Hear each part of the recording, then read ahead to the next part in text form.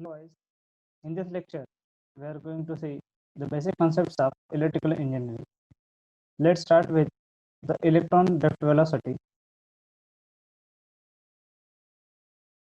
This picture shows an element of that conductor, small element of conductor, which showing the electron moves at the Fermi speed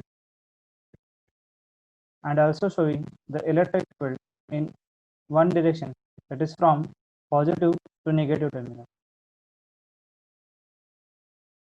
Suppose that in a conductor the number of free electrons available per meter cube of the conductor material is n, and let their axial drift velocity be the v meter per second. In time dt, small time dt, distance traveled would be v into dt. This is the fundamental is that the distance is equal to velocity into time.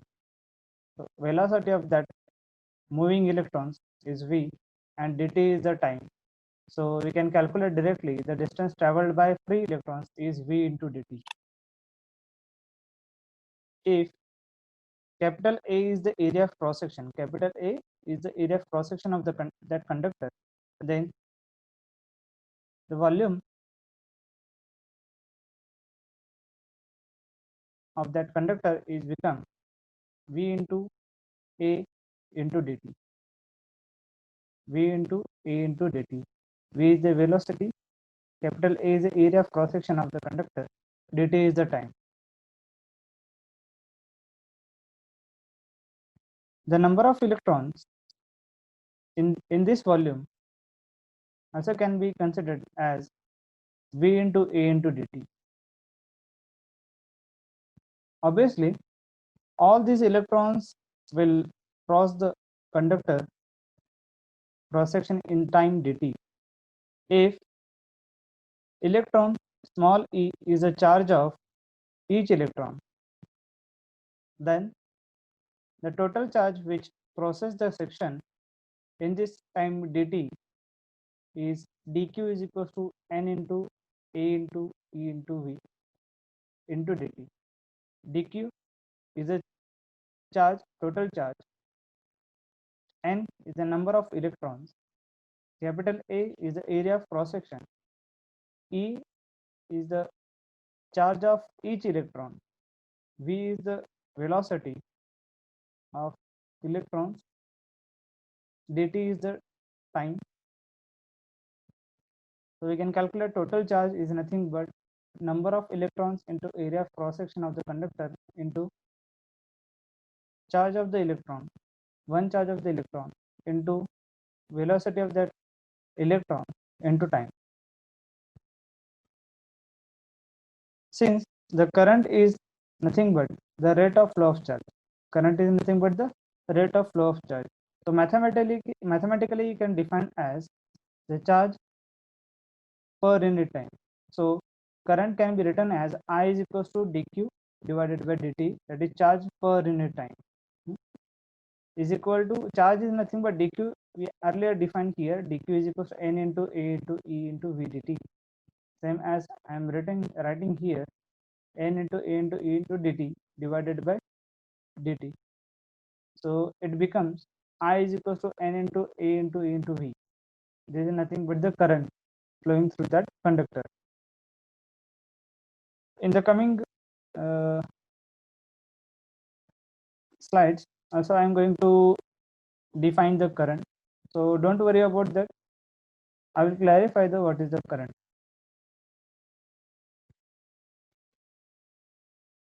Current density is nothing but the current per unit area, current per unit area.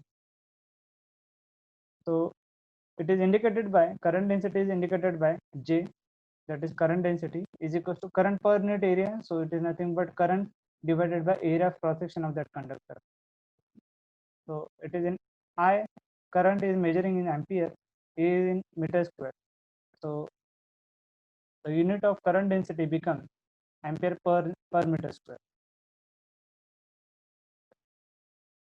J is equals to 1.55 into 10 raised to 6 ampere per meter square, when the number of electrons will be 10 raised to 29. It is for copper conductor. And E is nothing but the charge on each electron, which is nothing but 1.6 into 10 raised to minus 19 coulomb. So by substituting the value of this J, that is 1.55 into 10 raised to 6 ampere per meter square, this is for copper conductor. If you are putting this value in this equation and also putting the electrons E 1.6 into 10 raised to minus 19 coulomb here, then as per this you will get the V velocity, and then you will get that velocity as 9.7 into 10 raised to minus 5 per meter per second, that is 0.58 centimeter per minute. It is seen that, contrary to the common but mistaken view, that the electron drift velocity is rather very slow and it is independent of the current flowing and the area of conductor. Let's see the charge velocity and the velocity of field propagation. What is the charge velocity? The speed with which charge drifts in a conductor is called velocity of charge. As seen from the above, its value is quite low, typically a fraction of meter per second. However, the speed with which the effect of EMF is expressed at all parts of the conductor, resulting in the flow of current, is called velocity of propagation of electrical field. It is independent of current and voltage and has high but constant value of nearly 3 into 10 raised to 8 meter per second. Just I am repeating the what is the velocity of charge. The velocity of charge is nothing but the speed with which charge drifts in a conductor, and the velocity of propagation of electric field is nothing but the speed with which the effect of EMF is experienced at all the parts of the conductor, resulting in the flow of the current. Okay, and both the quantities are independent of the current, means velocity of charge and velocity of propagation of electric field both are independent of the current and voltage, and it is nearly about that velocity is nearly about the same as velocity of the light. So it is nearly stated as 3 into 10 raised to 8 meter per second. Let's see the ideal of electric potential. Just look at this figure. This is the first part of the figure. If you are looking this with the reference of this figure, first part of this figure, so it is consist of copper plate, here showing with a copper plate, which is known as anode, and another is of zinc rod, that is nothing but cathode. Both are immersed in dilute sulfuric acid H2SO4. Both the electrodes are immersed into the dilute sulfuric acid H2SO4, which contain in a suitable vessel. The chemical action taking place within the cell causes the electrons to be removed from the copper. The electrons removed from the copper and deposited on the zinc rod at the same time.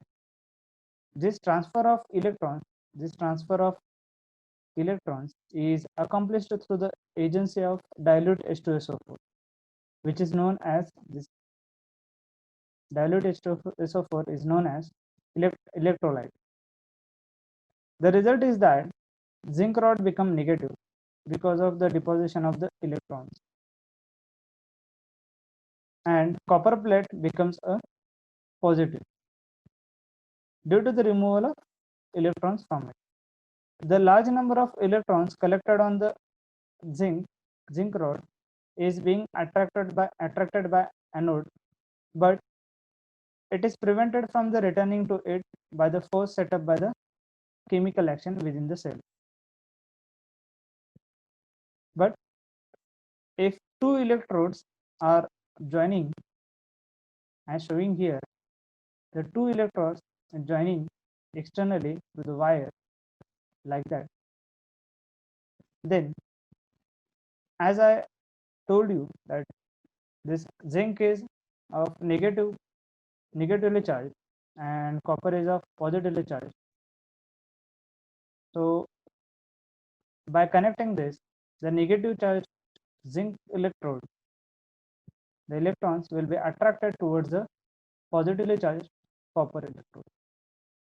So this direction showing the flow of electrons, which is known as electrons current, and positive charge attracting to the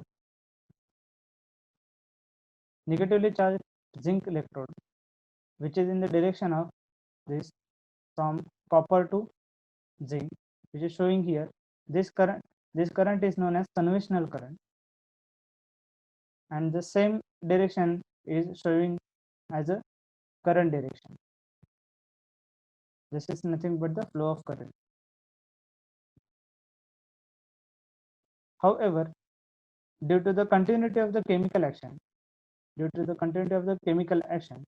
a continuous difference in the number of electrons on the two electrodes is maintained, which keeps up a continuous flow of current through the external circuit. The action of this electric cell is same as the water pump circuit, which while working maintain a continuous flow of water. Here you can observe that water pump is arranged here, and the flow of water is as in this direction, as water pump is pumping the water in this direction.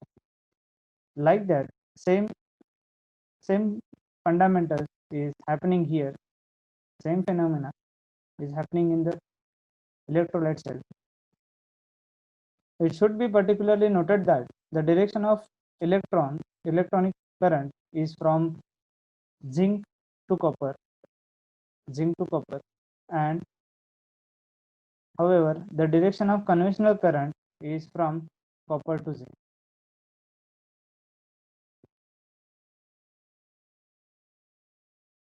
When zinc is negatively charged, it is said to be negative potential with respect to electrolyte, and anode is said to be at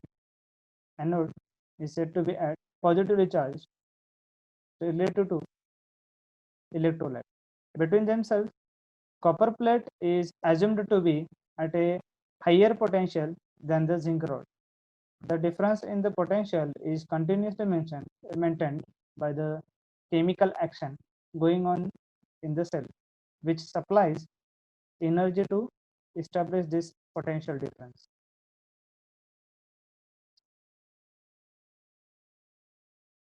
Let's see the voltage or potential difference.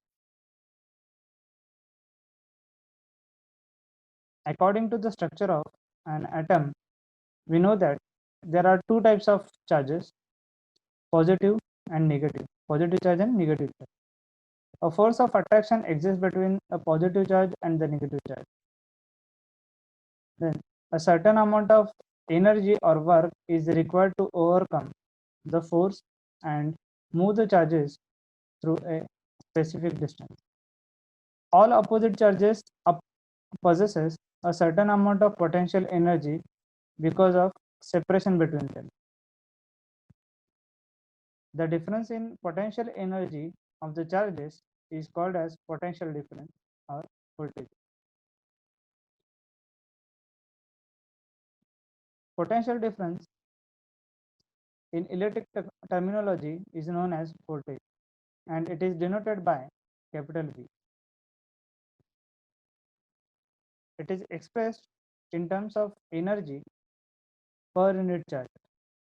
So we can write that the V is equals to energy per unit charge, that is V is equals to energy divided by charge, where energy is expressed in joule, charge in coulomb, and voltage in volt. 1 volt is the potential difference between the 2 points when 1 joule of energy is used to pass 1 coulomb of charge from one point to other. Just understand this term. What is meant by the 1 volt? When you will get the 1 volt, when the value of energy is 1 and value of the charge is 1, means energy of 1 joule and charge of 1 coulomb. It means that the charge moving from one point to charge of 1 coulomb is moving from one point to other point with the energy 1 joule, then we can say that it is of 1 volt. Let's see the current. There are free electrons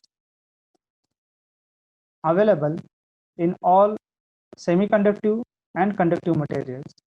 These free electrons move at random in all directions within the structure in the absence of external pressure or voltage. You can see here the figure shows with one side is of negative charge and other side is of positively charged. So conductor is showing with the negative charges, which is attracting towards the positive charge. Okay. If a certain amount of voltage is applied across this material, all the free electrons move in one direction as shown in the figure on the basis of the polarity of applied voltage. This movement of electron from one end of the material to the other end constitutes an electric current, which is denoted by capital I or small I. The conventional direction of current flow in opposite to the flow of negative charges, that is the electrons. Current is defined as the rate of flow of electrons in a conductive or semiconductive material. It is expressed by number of electrons that flow past a current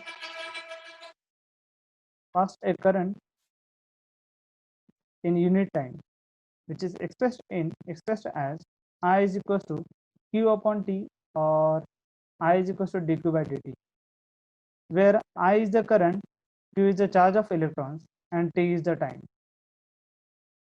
So current is defined as I is equals to dq by dt. In practice, the unit ampere, that is 1 ampere, is used as a measure the current. Unit ampere is used to measure the current, which is denoted by capital A, and 1 ampere is equal to 1 coulomb per second. 1 coulomb is charge carried by 6.25 into 10 raised to 28 electrons. Thank you for listening to me. Thank you very much.